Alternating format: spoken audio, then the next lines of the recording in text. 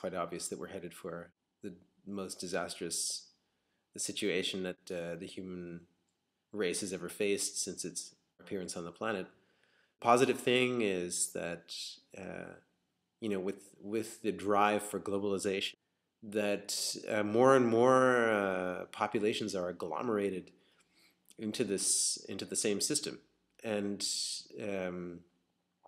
the cultural barriers are breaking down, the lingual barriers are breaking down, the xenophobic perception of one group of people of another is also breaking down. And I think it's partly the global drive for consumption that is actually providing the basis for its undoing, because people are it's forcing it. Well, it's a rather brusque and violent education, but it is an education, and it is providing people everywhere on the planet with the technological means to communicate.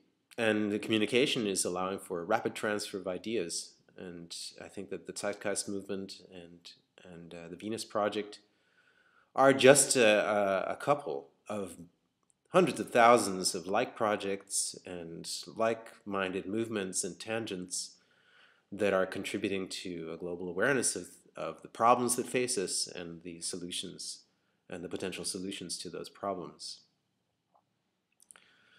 I'm not entirely optimistic that we'll be able to make the jump. I think that no one is, but I also think that that we could get to a tipping point where if enough people were convinced, that we could have a relatively bloodless change to another kind of system. It's hard to believe that those who hold power right now will go without a fight, but I think if you counted the amount of people who are suffering from the fallout of the system, that they would be in the majority. And if they ever stood up and said, you know what, let's do something else, you guys, that I think their sheer numbers would be very convincing. I just have one just a very personal issue with the vision of a mechanized future, is that I personally, I'm an artist, and I like to make things. I like to make things with my hands. I like to draw. I like to construct.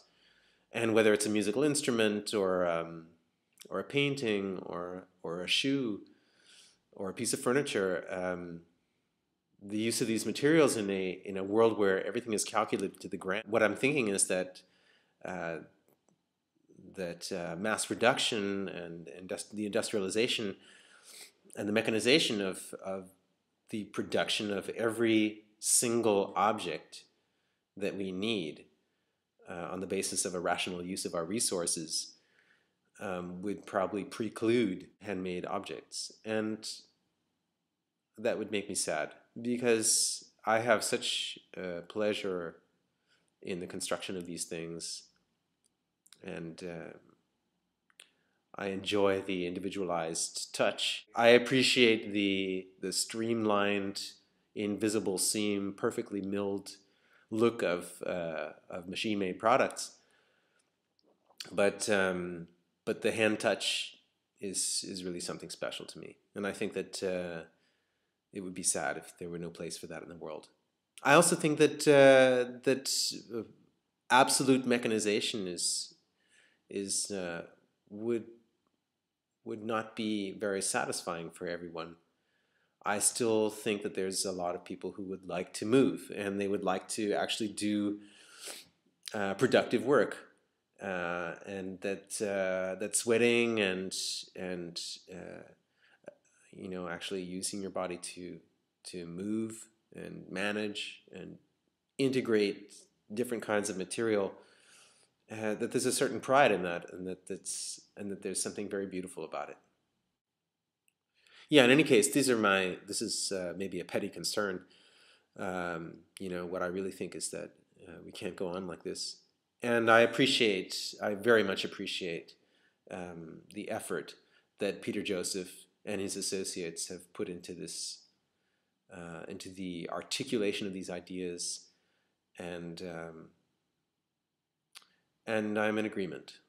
I'm in agreement. I wonder if we can make the jump. I hope that that I'll be around to see what happens. So I'm with you guys.